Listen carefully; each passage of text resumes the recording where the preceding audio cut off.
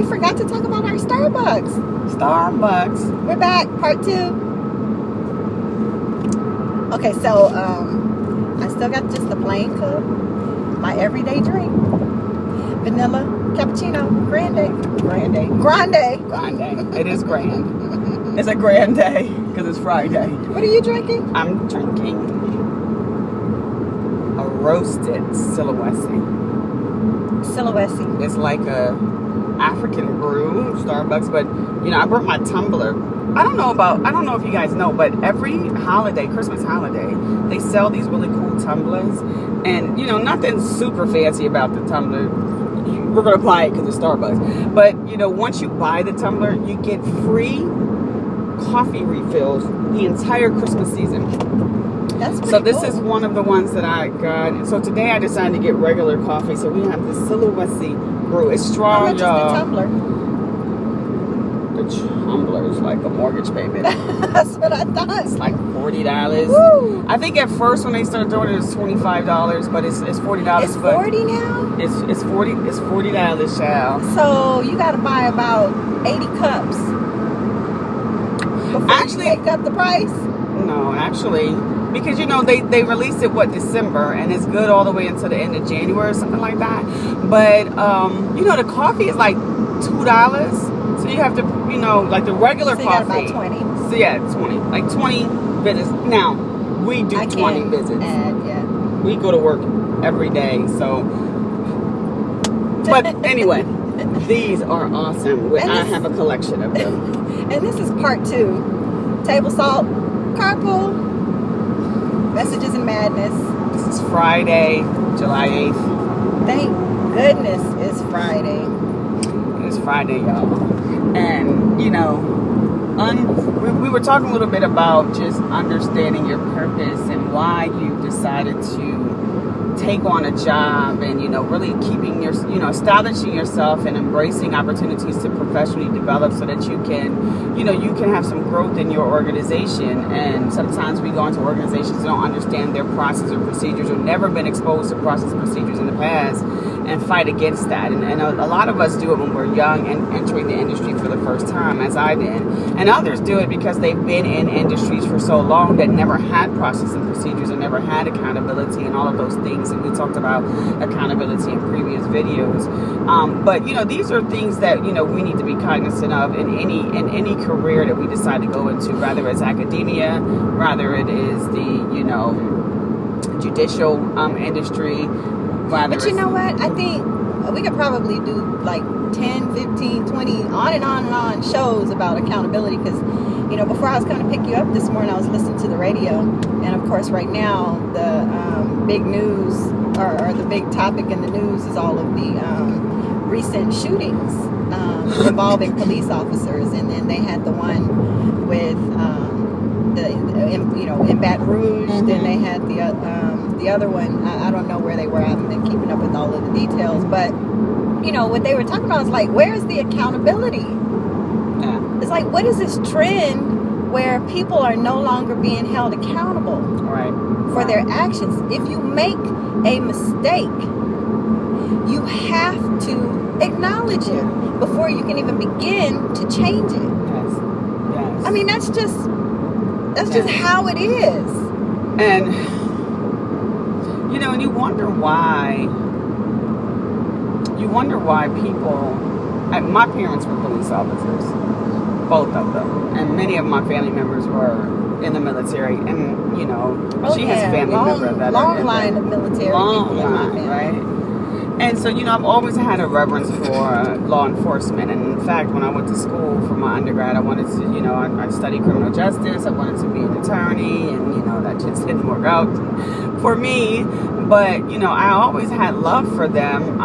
And because I was on this side of it, I didn't know what my mother was going through. Yeah, didn't you say you studied criminal justice because you just want to lock people up? I wanted to lock people up, child. It looked fun. There's some people that need to be locked up, though. Yes, and my mom would come home with all these great stories, and my mom was born in Jamaica, Queens, New York. And she raised us in Philadelphia, and so I was born in Philadelphia, and so my mom was tough. She's a tough little tiny lady, at the time, and she so it was exciting to see this black woman come home talk about her policing experience, and she was part of a state police, department, and amongst some of the first black women to go through this academy. And I was excited about it. I had a lot of respect for them, and so my mom knew why she was doing it.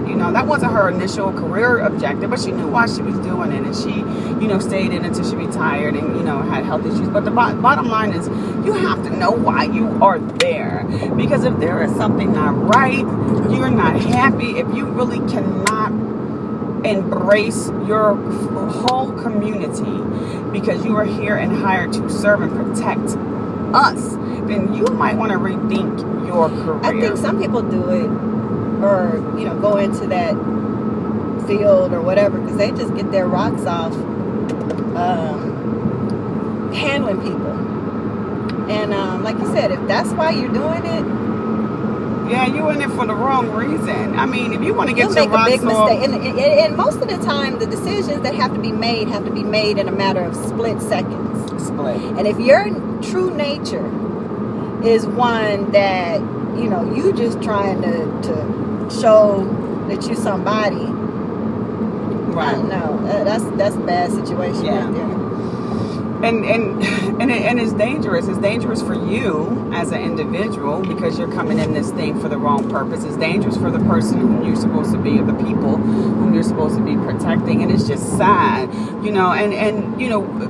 given the fact that we have a lot of respect for law enforcement and a lot of respect for the judicial system because we grew up in this thing, we do realize that there's a lot of flaws too, and we're angry about it just like everyone else. Because ain't nobody trying to leap up and go to no another country. They're still here. Yeah. Even after all the madness. We're here and we're still upset, and what are we going to do? And and we're parents of black boys, and I have 2 black boys, and they're men now. My son inspired the world. Yeah. But she ain't forget about you. I ain't forget about you. I'm going to tell you about Ty. That's another video. I'll tell you about Tyrell later. But we are parents of black males, and we are afraid for them every single day. I was in tears a couple days ago, just in my space, in my meditation space, just thinking about the fact that I cannot protect my son. I cannot protect my son, and I am dreading the moment that a phone call is made to me about this thing happening to my son. Girl, don't even entertain that. And you got to entertain his safety, his protection, that he's going to make wise choices. That's the thought you got. And and that's the norm. That's what you want to do. But when you open up your social media and you look at your CNN feed and your Houston Live feed and whatever you're looking at your news apps, and they're coming in crazy, you're like, oh my God, and I call my kids immediately after I see that, because now I'm nervous, my heart's beating, because I'm afraid for their lives. And not just my boys, I'm afraid for my daughter's life, because we know that women have been victims of this, and absolutely. But let me just say this. God bless those families who have experienced those types of tragedies.